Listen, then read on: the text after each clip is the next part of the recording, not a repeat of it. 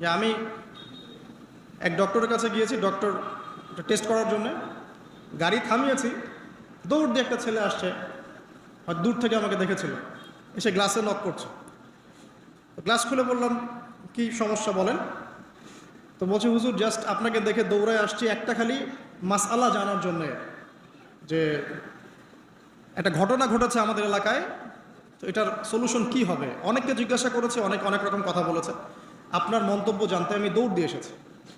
কি ঘটনা ভাই? তো বলছে যে আমাদের এলাকায় একজন ছেলে, মাদকাসক্ত ছেলে, মানে এডিক্টেড, ড্রাগ এডিক্টেড, সে তার নিজের মায়ের সাথে জেনা করে ফেলেছে।